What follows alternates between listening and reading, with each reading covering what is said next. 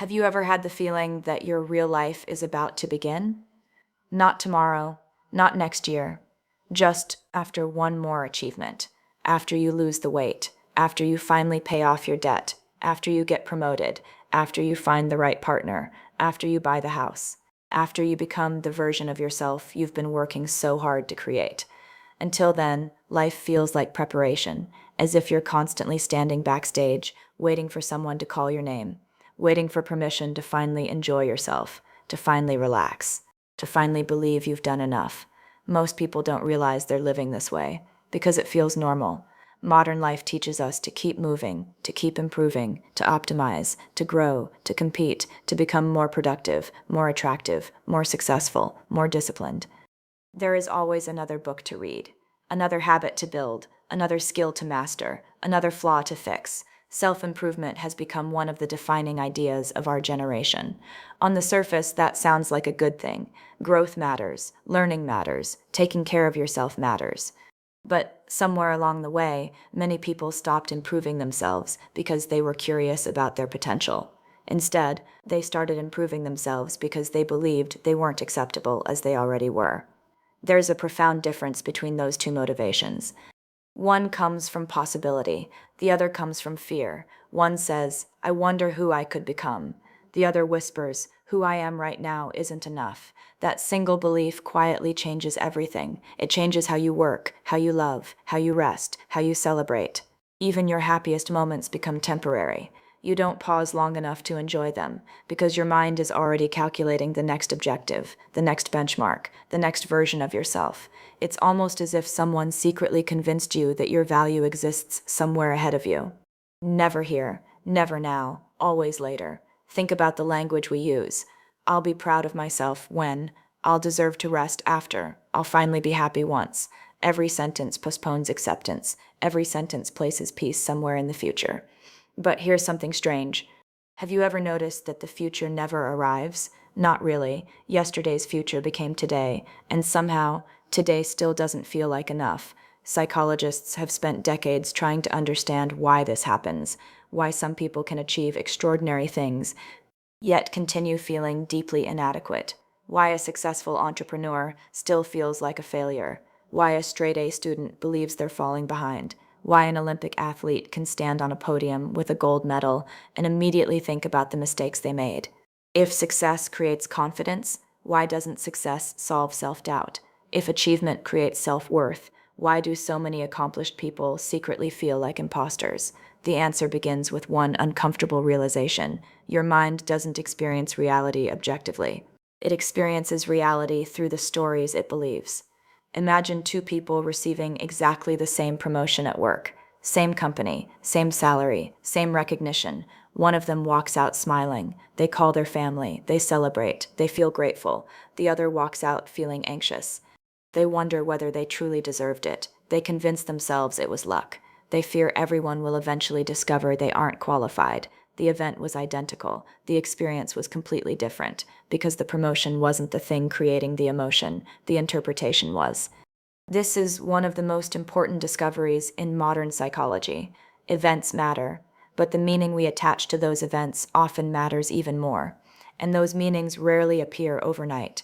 They develop slowly, quietly, over years, sometimes decades, long before you earned your first paycheck, long before your first relationship, long before anyone expected you to succeed.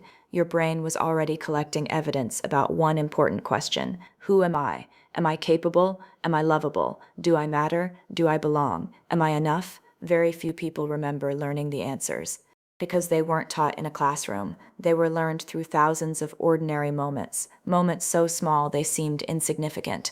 A parent's reaction, a teacher's comment, a comparison with a sibling, a joke that hurt more than anyone realized. A compliment that only came after success, a hug that never came. No single moment creates an identity, but thousands of moments do. Like drops of water carving stone, repeated experiences slowly shape the way we see ourselves. And once that image is formed, the mind begins protecting it. Even when it's wrong, especially when it's wrong. That's why people who secretly believe they aren't enough often reject evidence that proves otherwise. A compliment feels uncomfortable, praise feels undeserved, success feels temporary, failure feels permanent. Their mind isn't looking for truth, it's looking for consistency, because the human brain values familiarity more than accuracy. If you've believed for 20 years that you're not good enough, your brain will work surprisingly hard to protect that belief, not because it wants you to suffer, because familiar beliefs feel safe, even painful ones, which raises a difficult question. If the feeling of not being enough isn't created by your achievements, then where did it come from? Why do some people spend their entire lives chasing approval, while others seem comfortable simply being themselves? The answer takes us back much further than most people expect, back to a time when you weren't trying to build a career or a reputation or a successful life, back to a time when you were simply trying to answer one question every child asks: am I worthy of love? When people hear the phrase, "it all starts in childhood," they often imagine something dramatic: abuse, neglect, trauma. But psychology paints a much more complicated picture. Sometimes the beliefs that shape an entire lifetime are born not from extraordinary moments, but from ordinary ones. Not from what happened once, but from what happened over and over again. A child enters the world without a fully formed identity. They don't know whether they're smart, or funny, or lovable, or capable. They discover those things by looking into the faces of the people around them. Parents become mirrors. Teachers become mirrors. Brothers and sisters become mirrors. Every reaction tells the child something about who they are. If a toddler falls while learning to walk and hears, "It's okay, try again," they learn that mistakes are part of growth. If the same child hears, "Why are you so clumsy?" they may begin learning something very different, not consciously. Children rarely think in complete sentences about themselves. Instead, they absorb emotional conclusions. Something about me must be wrong. This process happens thousands of times. A parent praises perfect grades but barely notices effort. A coach celebrates winning but ignores improvement. A teacher compares one student to another. A sibling receives more attention. None of these moments seem life-changing on their own, yet together they begin writing a story. And children believe stories long before they can question them. This is one of the most fascinating things about the developing brain. Adults evaluate information. Children absorb it. If an adult receives criticism, they might think, maybe that person is having a bad day. A child almost never reaches that conclusion. Instead, they ask, what does this say about me? Imagine a little boy excited to show his father a model airplane he spent hours building. Without looking up from his phone, his father says, maybe next time you can do it better. The father probably isn't trying to hurt him. He might even believe he's encouraging improvement. But the child's brain hears a different message. What I do is never quite enough. Now imagine that message repeated in different forms over 10 years, not intentionally, not cruelly, simply consistently. Eventually, the child stops waiting for praise. They begin expecting criticism. Not because criticism is all they receive, but because the human brain remembers emotionally significant experiences more strongly than neutral ones. This tendency is known as the negativity bias. From an evolutionary perspective, it makes perfect sense. Our ancestors survived by paying close attention to danger. Forgetting a compliment had no consequences. Forgetting a threat could cost your life. Thousands of years later, our brains still operate in much the same way. 100 encouraging words can be overshadowed by one deeply painful comment. Not because the painful comment is more accurate, but because the brain treats emotional pain as something important to remember. This is why so many adults can instantly recall a criticism they heard 20 years ago, while struggling to remember the compliments they received last week. The mind stores emotional wounds with remarkable precision, and over time, those memories become evidence that supports a growing belief. Maybe I'm just not enough. The difficult part is that children don't simply learn from what adults say. They also learn from what adults do. A parent who constantly criticizes themselves teaches a child how to speak to themselves. A mother who apologizes for her appearance every morning. A father who believes his worth depends entirely on his job. Parents don't just pass down eye color or personality traits. They often pass down ways of thinking, ways of responding to stress, ways of measuring success, ways of defining worth. Without realizing it, children inherit emotional habits as naturally as they inherit family traditions. and these habits often remain invisible because they feel normal. If everyone around you believed that rest was laziness, you might grow up feeling guilty every time you relaxed. If everyone around you believed that mistakes were failures, you might spend adulthood terrified of trying anything new. If love was only expressed after achievement, you might spend decades confusing performance with worthiness. The remarkable thing is that these beliefs can continue shaping your life long after the people who taught them are no longer present. The voice changes, but the message stays the same. Eventually, it no longer sounds like your parents, or your teachers, or anyone else. It sounds like you. You begin saying the same words to yourself. You should be better. You can do more. Don't disappoint people. Don't fail. Don't let them see your weaknesses. After hearing these thoughts for years, you stop questioning them. They begin to feel like objective truth, but they are not truth. They are interpretations, stories created by a younger version of you who was simply trying to understand the world. And here's something important. Children don't create these stories because they're irrational. They create them because the human brain is designed to find meaning. Even when the meaning is incomplete, even when it's wrong, a child would rather believe, I'm the problem, than accept the terrifying possibility that the adults they depend on are emotionally unavailable, overwhelmed, or imperfect. Blaming yourself creates an illusion of control. Because if you're the problem, maybe you can become the solution. Maybe if you work harder, behave better, achieve more, or become more lovable, everything will finally feel safe. For a child, that's a comforting belief. For an adult, it becomes an invisible prison. And without realizing it, many people spend the rest of their lives trying to earn something they should never have had to earn in the first place. Love, acceptance, the feeling that they are enough. Yet the story doesn't end in childhood. Because once those beliefs are formed, something else begins to shape them every single day, your own mind. And that's where the most powerful voice you'll ever hear enters the story, the voice that never leaves you, the one inside your own head. If childhood writes the first draft of your identity, the inner critic becomes its narrator. Most people think the loudest voice in their life comes from other people, a demanding boss, a critical parent, an unsupportive partner. But if you pay close attention, you'll notice something surprising.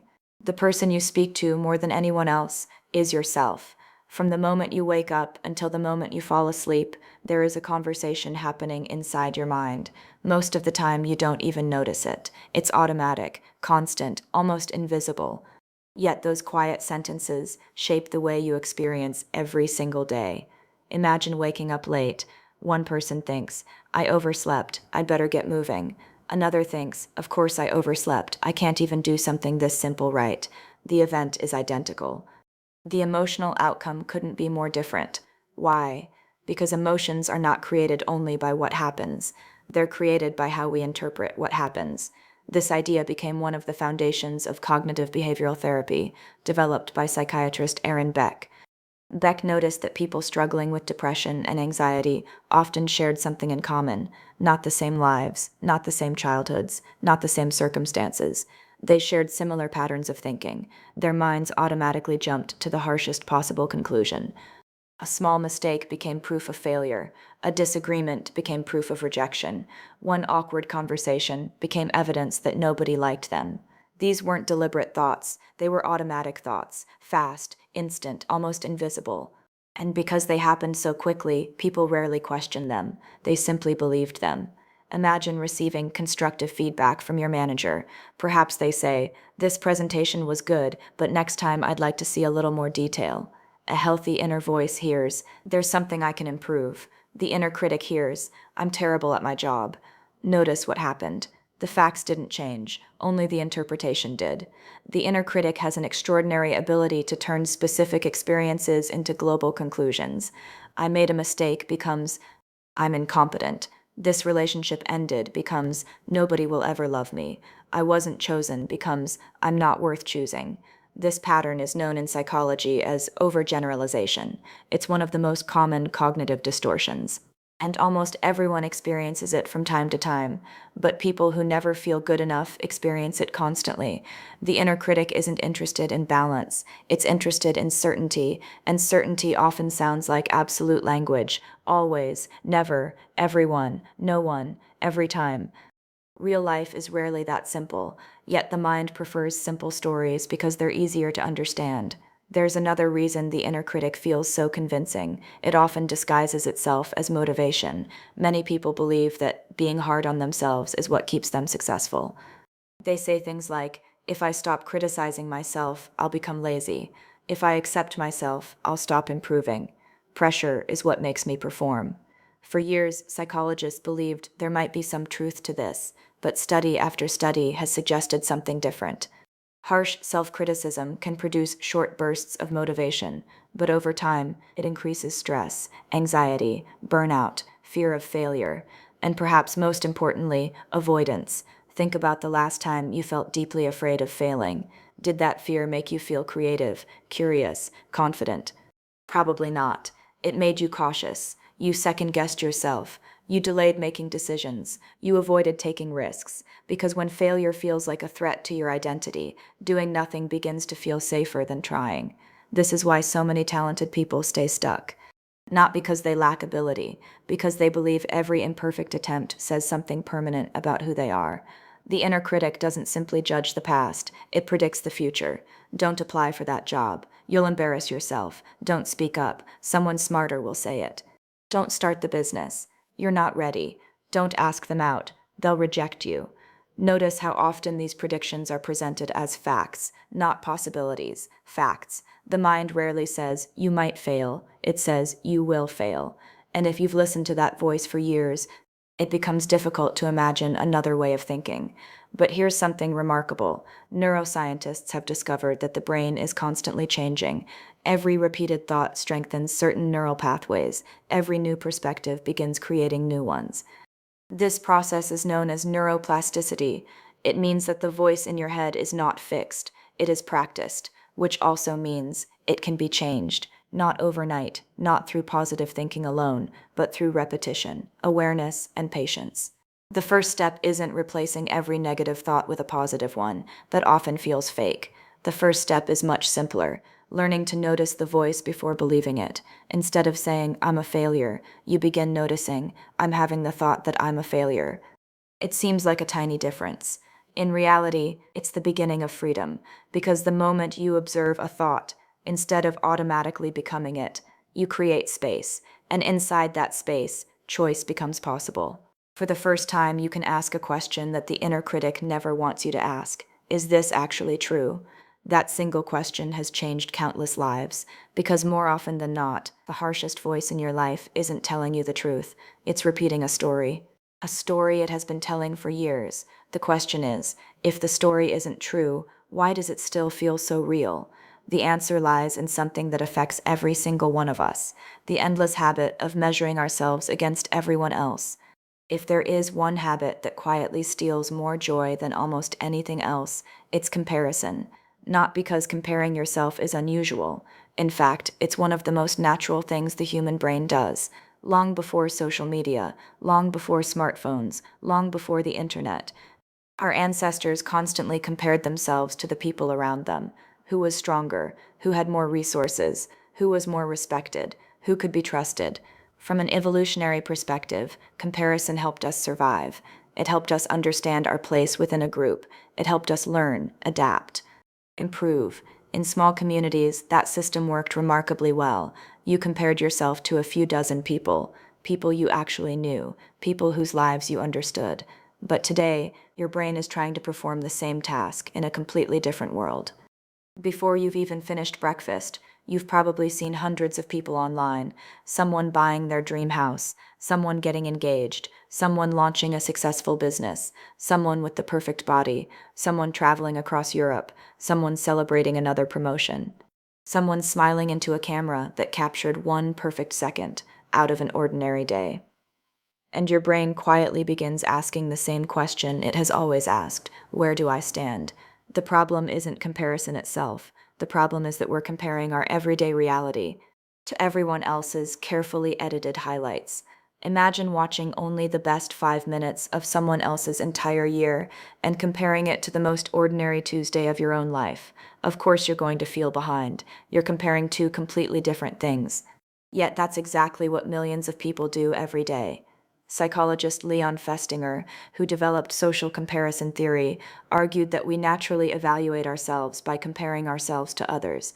The theory itself isn't negative. In fact, comparison can sometimes inspire growth. Seeing someone achieve something meaningful can remind us of what's possible. It can motivate us, encourage us, expand our imagination. But there's another kind of comparison, one that doesn't inspire, it diminishes. Instead of thinking, if they can do it, maybe I can too, we think, if they're that successful, what does that say about me? Notice the difference. The first comparison creates hope, the second creates shame, and shame changes the way we see everything. Suddenly, another person's success feels like evidence of our own failure. A friend's promotion becomes proof that we're falling behind. Someone else's marriage becomes proof that we're unlovable. Another person's confidence becomes proof that something is missing inside us. Objectively, none of those conclusions make sense. Life isn't a competition where only one person is allowed to succeed. Yet emotionally, that's exactly how comparison makes it feel. The human brain has another habit that makes this even worse. It doesn't compare equally, it compares upward. Very rarely do people scroll through social media thinking, I'm grateful that my life is going better than theirs. Instead, they notice the person who earns more, looks younger, owns a bigger house, has more followers, appears happier.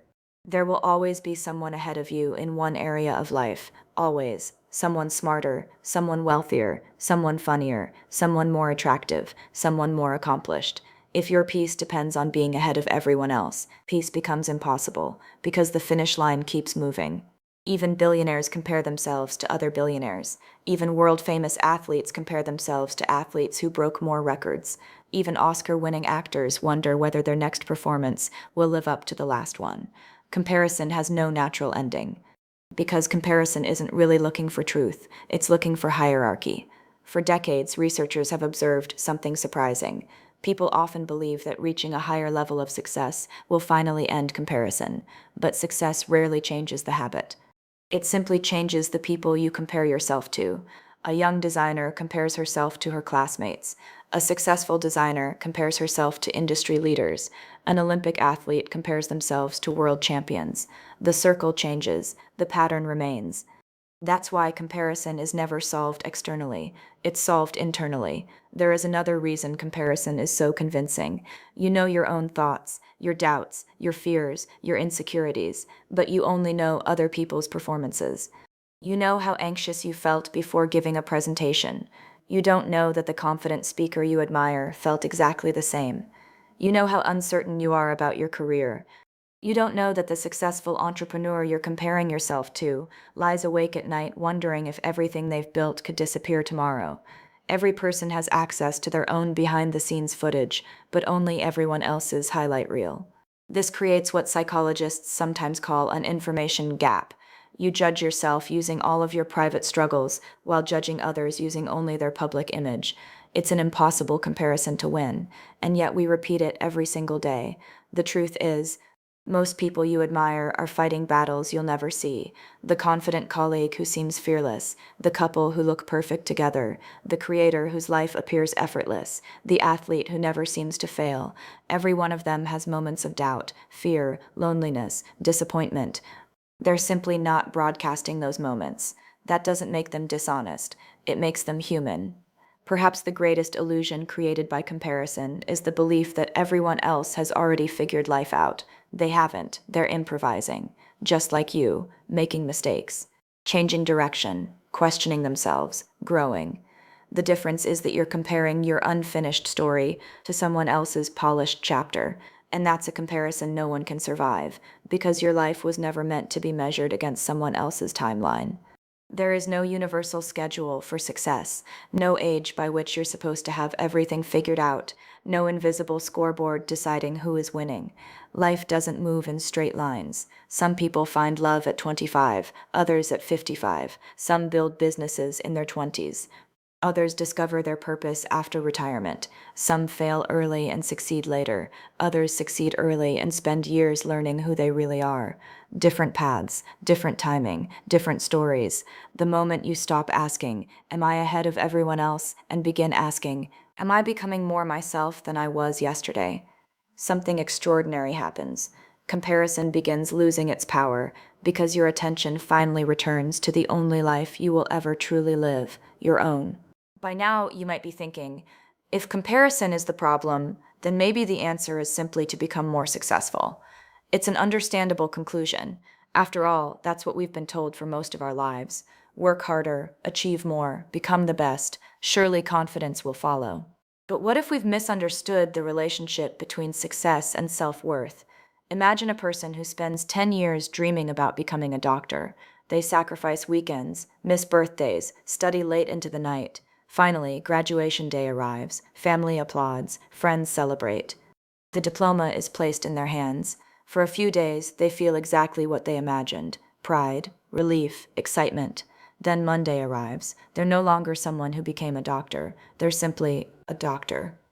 The extraordinary becomes ordinary. The dream becomes routine.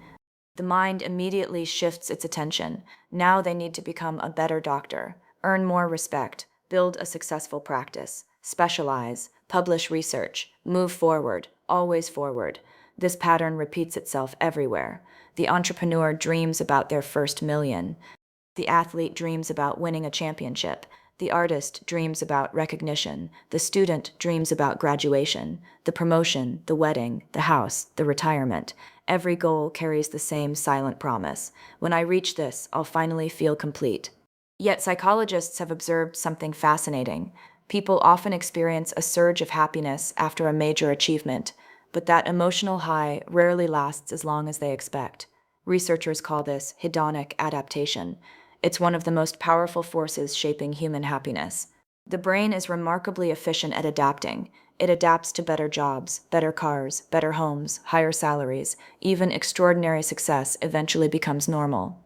At first, this ability helped our ancestors survive. If every positive experience permanently overwhelmed us with emotion, we'd struggle to focus on new challenges.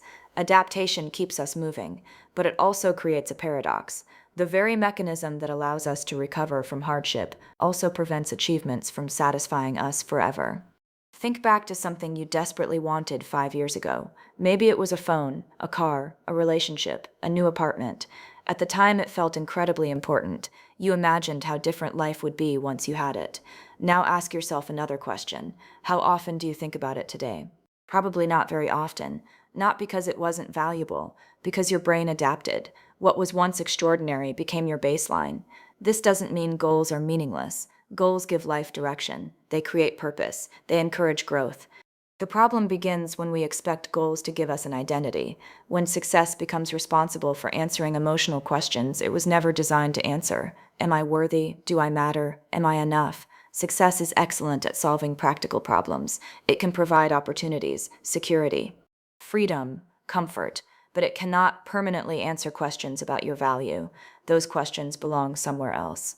One of the most striking examples of this is imposter syndrome. The term was first introduced by psychologists Pauline Clance and Suzanne Eames, who noticed something surprising while studying highly accomplished individuals. Many of them believed they had somehow fooled everyone. Despite years of success, despite clear evidence of competence, they secretly feared being exposed as frauds. Imagine that for a moment. You spend years working toward a goal. You achieve it. Other people admire your work. They respect your expertise. Yet inside your own mind, a different story continues playing. I'm not actually qualified. I just got lucky. Sooner or later, they'll realize I don't belong here. Notice what happened. Reality changed. Identity didn't. This is why external success often fails to silence internal doubt. The achievement enters your life. The old belief simply finds a way to explain it away. It was luck. The standards weren't that high. Anyone could have done it. I just happened to be in the right place at the right time. The mind protects its existing story, not because the story is true, but because the story is familiar. Psychologists have found that human beings naturally seek consistency. Even painful beliefs can feel strangely comfortable if we've carried them for years. Changing your identity is psychologically uncomfortable. Holding on to an old identity, even a painful one, often feels safer. That's why compliments sometimes make people uncomfortable. Someone says, "You did an amazing job." Instead of accepting it, the mind immediately searches for reasons why it isn't true. They were just being nice. It wasn't that difficult. They don't know how much I struggled. Have you ever noticed how quickly we reject praise, yet how easily we accept criticism? One compliment might stay in your mind for 5 minutes. One critical comment might stay there for 5 years. Why? Because criticism agrees with the old story. Compliments challenge it. The brain naturally resists information that contradicts deeply held beliefs. And that brings us to another misunderstanding. Many people believe confidence comes first.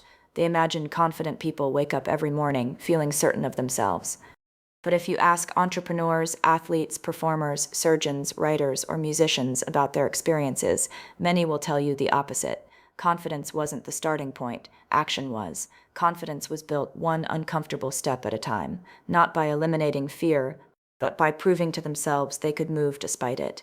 The people you admire aren't fearless. They've simply stopped waiting to feel fearless before acting. That distinction changes everything, because if confidence comes after action, waiting until you feel confident guarantees you'll wait forever. The truth is, your life is unlikely to change because one day you finally feel enough. More often, you begin feeling enough because you slowly build evidence that your worth never depended on perfection in the first place. And that realization leads us to one of the greatest traps of all, the belief that if we could only become perfect, we would finally be free. Most people think perfectionism is about having high standards, but psychologists have learned that it often has very little to do with excellence. At its core, perfectionism is usually about protection. Protection from criticism, protection from rejection, protection from disappointment, protection from the terrifying possibility of not being enough. On the surface, perfectionists often appear disciplined, responsible, reliable. They're the people who double-check every email, rewrite the same sentence 10 times, stay late at work to fix details no one else even notices. They rarely miss deadlines. They rarely settle for good enough. From the outside, this can look like ambition. But inside, the experience is very different, because perfectionism is exhausting. It turns every task into a test, every mistake into evidence, every success into temporary relief. Imagine spending your entire life believing that every decision is an exam, every conversation, every presentation, every relationship, every opportunity. If everything feels like a test, life eventually becomes impossible to enjoy. This is one of the greatest paradoxes of perfectionism. People believe perfection will reduce anxiety. Instead, it creates more of it, because the standard is always moving. If your goal is perfection, you never arrive. There's always another improvement, another flaw, another reason to keep working, another reason not to press publish, another reason to wait. Waiting becomes a lifestyle. I'll apply when I'm more qualified. I'll start the business when I know everything. I'll ask them out when I'm more confident. I'll make videos when my editing is better. I'll write the book when it's perfect. Days become months, months become years. Dreams slowly turn into ideas that never leave the notebook. Not because people lack talent, because they're waiting for certainty. Here's something fascinating. Research consistently shows that perfectionism isn't strongly associated with better performance over time.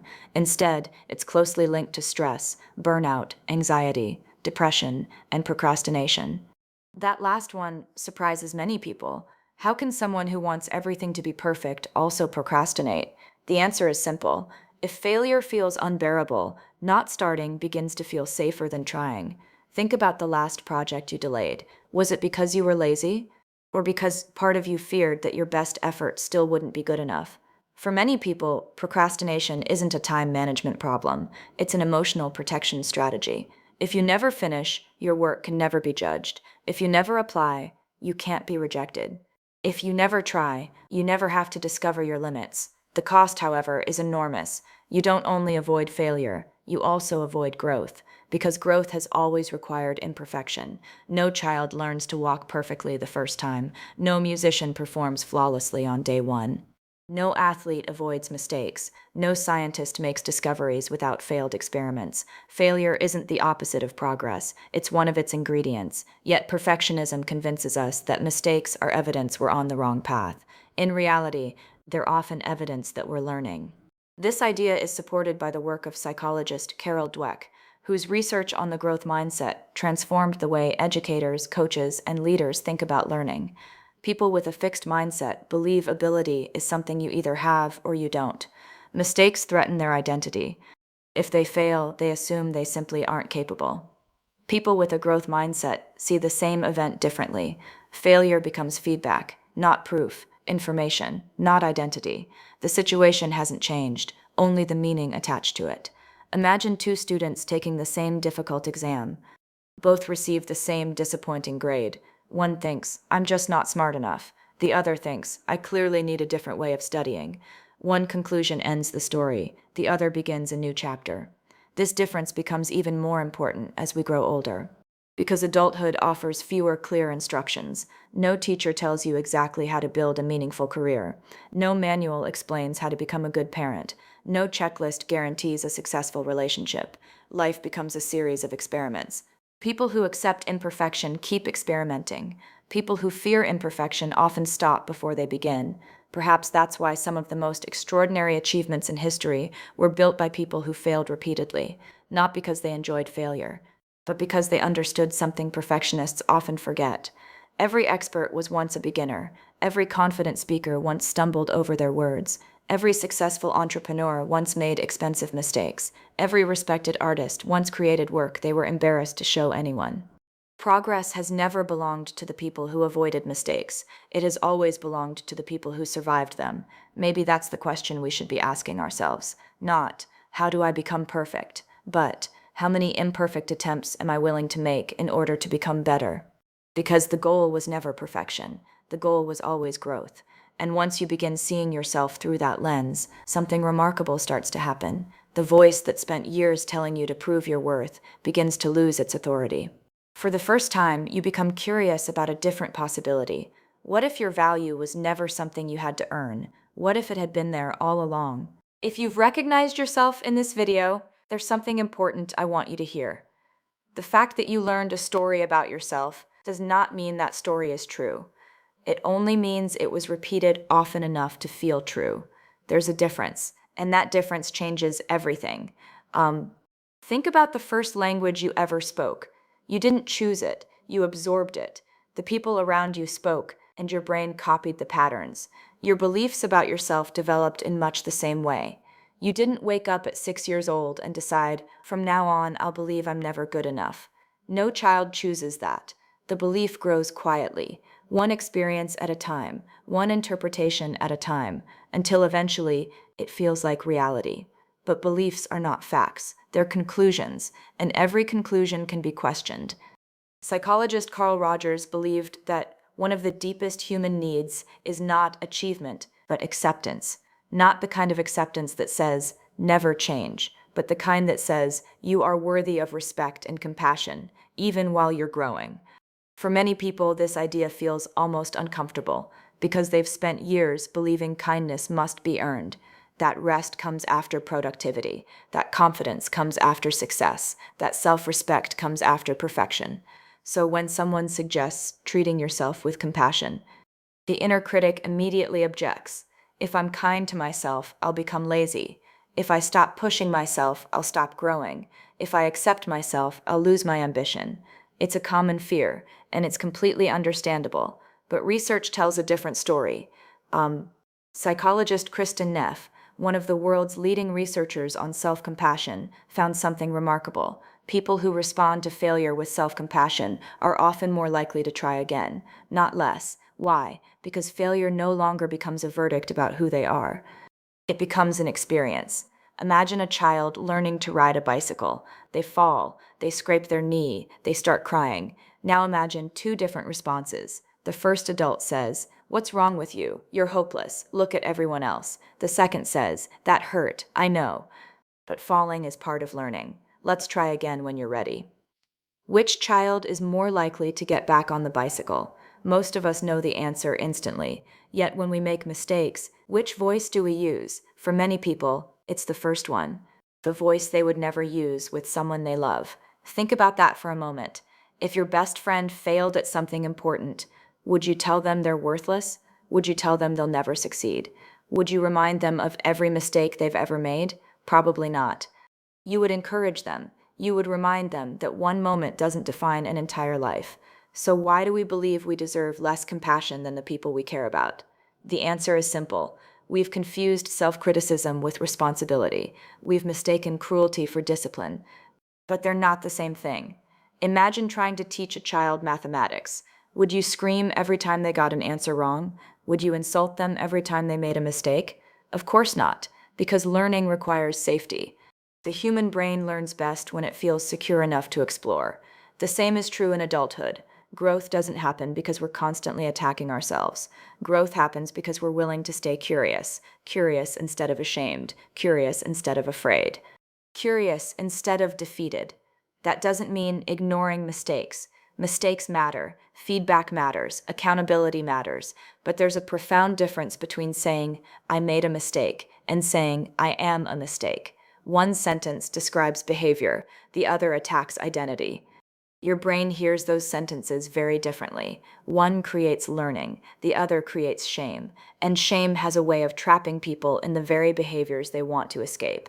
When people believe they're failures, they often stop trying. When people believe they're unlovable, they push others away before they can be rejected.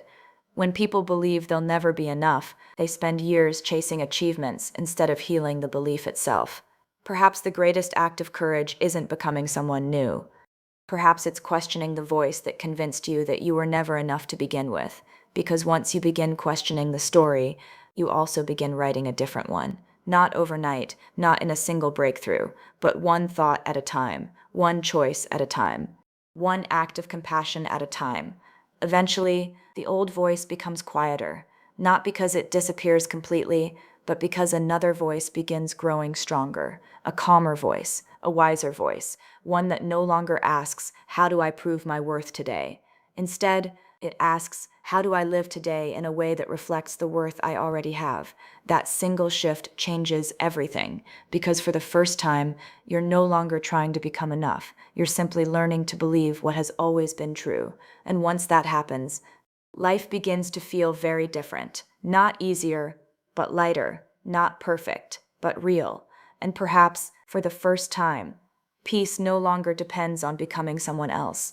Imagine waking up tomorrow, and for the first time in years, nothing about you has changed. You have the same job, the same bank account, the same responsibilities, the same unfinished goals, the same flaws you've been trying to fix. And yet, something feels different. Not because your life suddenly became easier, but because you stopped measuring your value by everything that still isn't finished. For most of our lives, we're taught to look at ourselves like projects, always under construction, always incomplete, always one improvement away from becoming worthy. It's an exhausting way to live, because projects are never finished. There is always another update, another goal, another version, another reason to postpone happiness. At some point, many people stop living their lives and start managing them. Every decision becomes an optimization.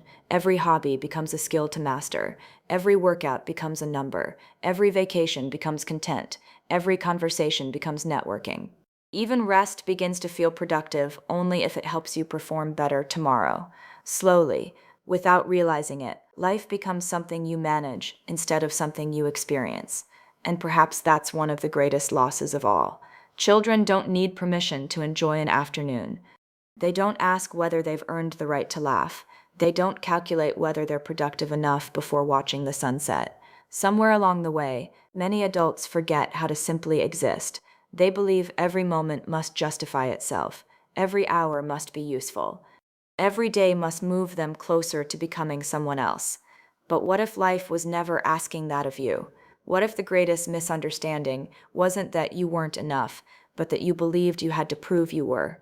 Think about the people who have made the biggest difference in your life. A teacher who believed in you, a friend who stayed when things became difficult, a grandparent who listened without judging, a partner who accepted your imperfections. Did they matter because they were perfect or because they were present? Chances are, you don't remember them for their achievements. You remember how they made you feel safe, seen, accepted, human. Now ask yourself another question. When you're 80 years old, what kind of life do you hope you'll remember? One where every goal was completed? Or one where you were fully present for the moments that actually mattered? Because one day, there won't be another promotion to chase, another title to earn, another milestone to reach. There will only be memories, the conversations you didn't rush through, the people you loved, the mornings you noticed, the evenings you appreciated, the risks you finally took, the version of yourself you allowed to exist before becoming perfect. Psychologist Viktor Frankl, who survived unimaginable suffering, wrote that between stimulus and response there is a space, and in that space lies our freedom. Perhaps there is another kind of space, a space between who you are and who you think you need to become. For years, you may have filled that space with criticism, comparison, fear, perfectionism. Maybe today, you can begin filling it with something else: patience, curiosity, compassion, not because you finally earned them, but because you never needed to earn them in the first place. The truth is, you will still have goals after this video. You should. Growth is part of being human. Dreams matter. Ambition matters. Wanting to improve your life is not the problem. The problem begins when your dreams become conditions for your self-worth, when success becomes permission to respect yourself, when achievement becomes proof that you deserve love. Because if your worth depends on what you accomplish, then every setback will feel like losing yourself. But if your worth exists before the accomplishment, then success becomes something beautiful. Not proof, not validation, not survival, simply an expression of who you are becoming. And perhaps that's the greatest shift of all. Instead of asking, when will I finally be enough? You begin asking, what would my life look like if I already believed I was? How would you speak to yourself? How would you treat your body? How would you respond to failure? How would you love the people around you? How many opportunities would you finally say yes to? How many dreams have been waiting, not for a better version of you, but for a kinder one? Maybe confidence isn't the reward waiting at the finish line. Maybe confidence is built every time you stop asking permission to exist, every time you choose action over perfection, every time you speak to yourself with the same kindness you so freely offer everyone else, every time you remember that being human was never supposed to mean being flawless, only alive, only willing to keep growing, only willing to keep showing up. So if there's one thing I hope you remember after this video, let it be this: you are not a problem waiting to be solved. You are not a project that needs to earn the right to exist. You are not the sum of your failures, or your achievements, or other people's opinions. You are a human being, and your value has never depended on proving it. The next time that familiar voice whispers, "You're still not enough," pause for just a moment, take a breath, and ask yourself one simple question. What if that voice has been wrong all along? Because sometimes the most life-changing transformation isn't becoming someone new. It's finally seeing yourself clearly for the very first time.